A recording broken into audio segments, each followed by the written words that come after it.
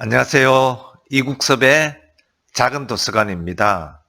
사기의 경영학 중에서 복수의 일념으로 분발한 범죄에 관한 이야기 제13편 13번째 시간. 오늘은 사기의 경영학에서 다루는 인재경영에 대한 내용 중에서 복수의 일념으로 분발한 범죄에 관한 이야기로서 경제적 파산으로 인한 실직, 그리고 소외 등으로 인한 삶이 송두리째 공격받는 작금의 시대에서 복수심이 성공을 부른다 라는 주제를 통해 지혜를 얻어보고자 합니다. 사마천의 사기는 죽음보다도 더한 아주 치욕스러운 궁형을 당한 고통을 승화한 불후의 역사서이기에 고난을 극복한 사람들에 대한 복수에 대한 관심이 아주 많이 담긴 그런 책입니다. 복수의 힘으로 난간을 극복한 불굴의 의지를 반면교사로 받아들이는 리더가 되기 위하여 우리는 전국시대의 유세가인 범저를 한 번쯤 살펴볼 필요가 있습니다. 범저라는 인물은 진나라가 통일해 가는 과정에서 채택한 아주 중요한 책략 중의 하나인 원교근공이라는 전략을 제안합니다. 원교근공이라는 말은 먼 나라와는 친하게 지내고 가까운 나라는 공격한다, 즉 친다를 제안해서 진나라가 통일하는 데 있어서 결정적인 역할을 한 그런 사람입니다.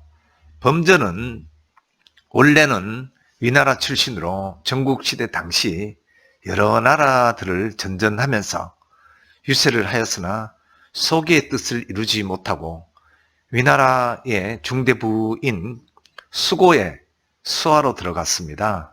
그러나 수고는 아주 질투심이 많은 사람이었으며 그 질투심으로 인하여 위나라 재상인 위제에게 범저를 모함을 합니다. 그리고 나서 수고는 범저에게 온갖 서름을 주었으며 그래서 결국 범저는 위나라를 떠나서 진나라로 도망을 갑니다. 진나라로 도망을 간 범저는 어렵사리 진나라 소왕을 만나서 인재의 기용 문제를 알리고 기득권으로 가득한 주변 사람들을 범저는 죽음을 무릅쓰고 소왕에게 솔직히 말해서 지적하고 외교 정책으로 원교근공의 책략을 제시하고 결국에는 통일의 성공을 하게 됩니다. 그런 연유로 범저는 객경의 지위와 군사에 대한 자문을 하는 자리에 오르게 됩니다.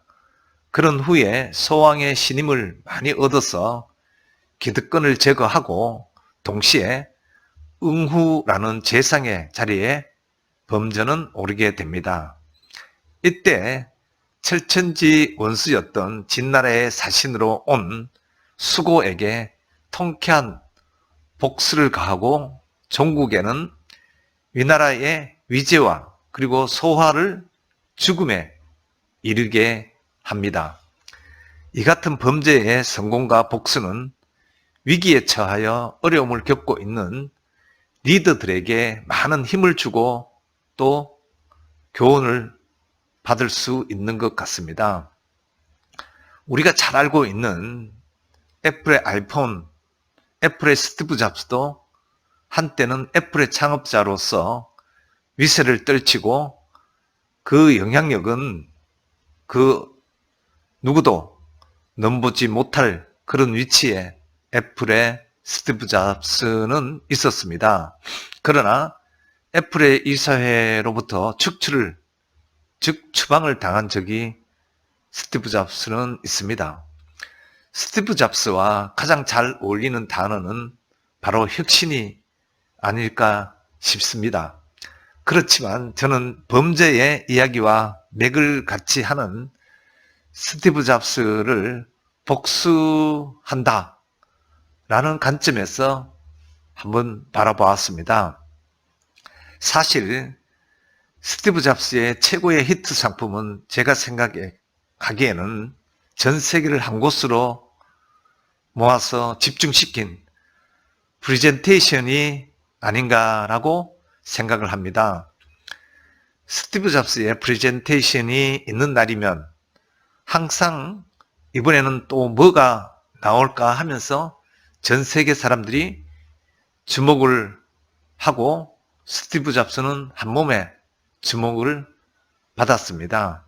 아무튼 스마트폰의 시대를 연 장본인이면서 스티브 잡스도 1985년에 경영 분쟁 문제로 애플에서 쫓겨났었던 적이 있었습니다. 그때 스티브 잡스는 쫓겨나서 넥스트라는 컴퓨터 회사를 인수하고 또 조지 루카스 필름의 그래픽 파트까지 인수를 하게 됩니다. 그리고 나서는 픽셀과 예술의 조합인 픽사라는 이름의 하드웨어와 소프트웨어를 함께 다루는 회사를 꾸리게 됩니다. 이렇게 탄생한 픽사는 기술과 성능이 너무도 뛰어나고 우수하였지만 투자되는 기술력과 제품의 생산 과정에서 따른 비용의 증가로 경영 위기에 처하게 됩니다. 그리하여 경영 위기의 탈출을 위한 하나의 방법으로 월트 디즈니의 경력을 갖고 있는 존 레스터 감독과 함께 픽사의 핵심 상품인 영상 컴퓨터를 판매하기 위한 목적으로 컴퓨터 애니메이션을 제작하였습니다.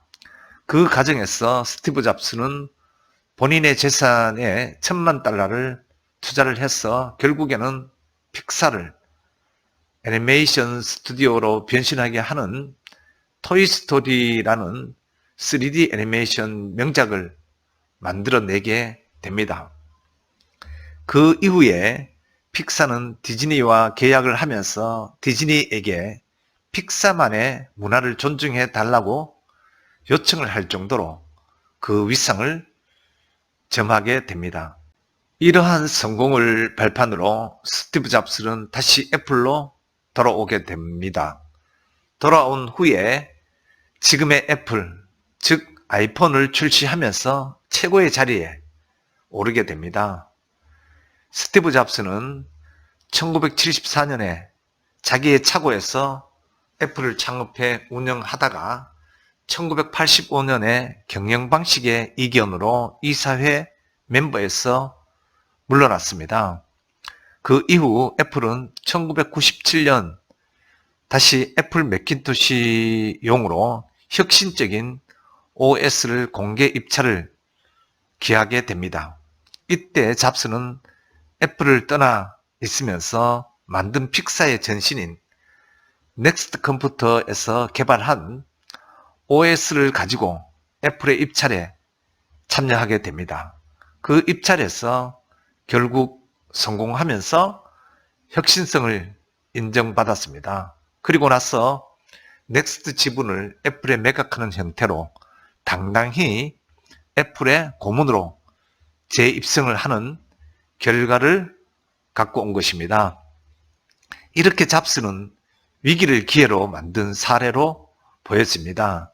또한 범죄의 화려한 복수의 결말은 결국 스티브 잡스의 애플의 건자 복귀와도 같아 보인다고 저는 생각을 하게 됩니다.